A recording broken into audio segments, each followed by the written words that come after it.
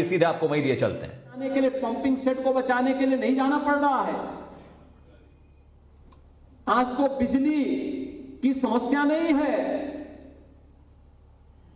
हमारी सरकार ने तो बिजली भी दी और बिजली के दाम आधे भी कर दिए हैं।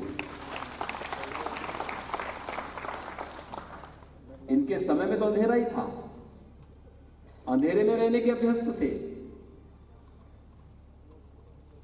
बिजली नहीं देते थे। भाइयों बहनों, इनका विकास का जो मॉडल था वह विनाश का था, नकारात्मक था,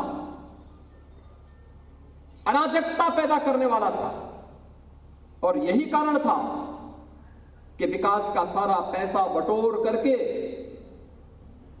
या तो अपने नेताओं के घर में भेजते थे या फिर माफियाओं के हवाले करते थे। और अगर कहीं थोड़ी बहुत कहीं लगता था कि करना है तो विकास का कहां का कराते थे मालूम है आपको? समाजवादी पार्टी की सरकार के समय का केवल एक विकास दिखाई देता, वो विकास है कब्रिस्तान की बाउंड्री वॉल का।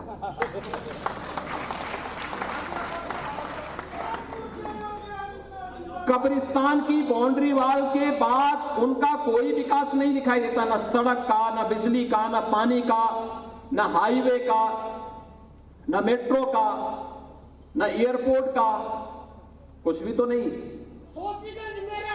और इसलिए भाइयों बहनों, ये सोतीगंज जैसी घटनाएं आगे भी चलेंगी।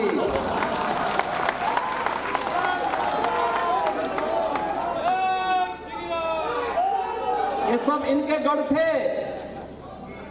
जहां पे हमारी जेसीबी और बुलडोजर चलती है बहुत मजबूती के साथ। और इसलिए भाइयों बहनों, विकास था ही नहीं उनका। हमारे यहां विकास होता है। एशिया का सबसे बड़ा एयरपोर्ट आपके बगल में ही जेवर में बन रहा है।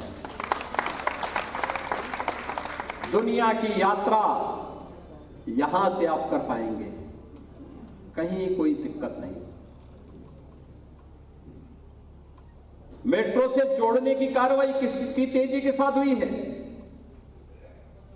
हाईवे बन रहे हैं, मेडिकल कॉलेजेस बन रहे हैं। 1 करोड़ गरीबों को, वृद्धजन, विधवा महिलाएं और दिव्यांग जनों को हम पेंशन दे रहे हैं 12,000 रुपये सालाना। इनके समय यह पैसा कहां जाता था? समाजवादी पार्टी के चंद लोगों को समाजवादी पेंशन के नाम पे दी जाती थी।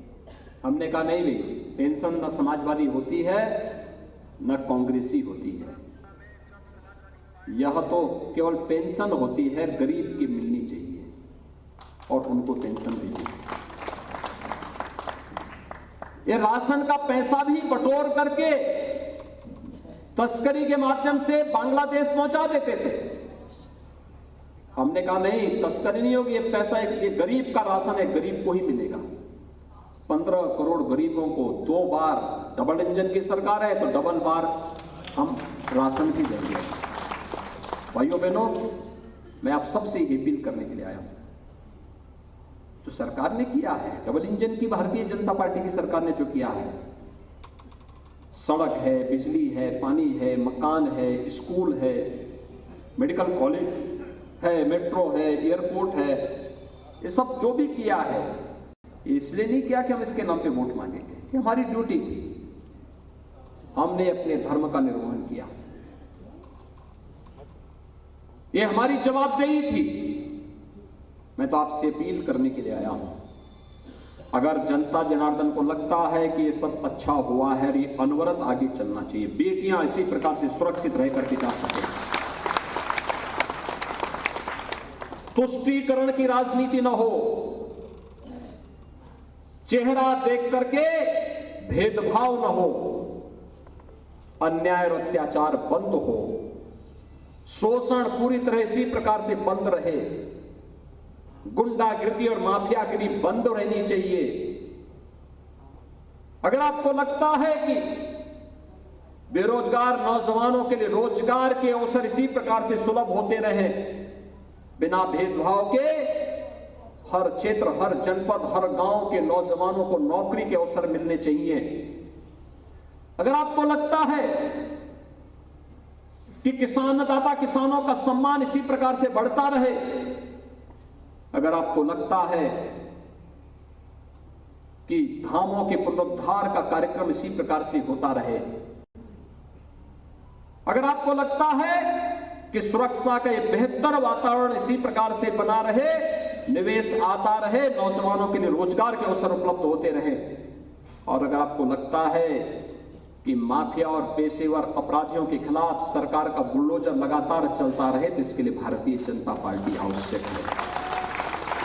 और इसी के लिए आप सबका आह्वान करने के लिए आज मैं आया हूं। यहां से हम लोगों ने बड़ौदा से केपी मलिक को अपना प्रत्याशी बनाकर के आपके बीच में उतारा है। वे एक योग्य जनप्रतिनिधि के रूप में यहां की आवाज को सरकार के पास लगातार पहुंचाते रहे। सांसद और विधायक मिलकर के विकास के प्रति लगातार कार्य करते रहे। इसीलिए पार्टी ने उन्हें एक बार फिर से यहां से अवसर दिया है और उनका पूरे बागपत का पूरा सम्मान भारतीय जनता पार्टी रखेगी। समर्थन आपका, बाकी की जिम्मेदारी सरकार की, प्रदेश की, भारतीय जनता पार्टी की, और उस विश्वास के साथ आज मैं आपके बीच में आया हूं। आप सबसे मेरी अपील है, आपको भारतीय जनता पार्टी के चुनाव चिन्ह पर जहां कहीं भी कोरोना कालखंड में तो सभाएं बड़ी सभा होती, लेकिन मुझे अच्छा लगा, मैं यहां पर बड़ौदा में आया हूं, कितने अनुशासित तरीके से आप लोग बैठे हुए हैं। और ये सचमुच ये यहां का बड़प्पन है, यही यहां की पहचान है, ये यहां की गौरवशाली परंपरा का प्रतीक भी है। मैं एक बार फिर से आप सबका अभिनंदन करता हूं और आप सबसे आह्वान करूंगा, भारतीय जनता पार्टी के प्रत्याशी को कोरोना कालखंड में बड़ी सभाएं नहीं हो पा रही, हो सकता है कि 31 के बाद कुछ सभाओं का अवसर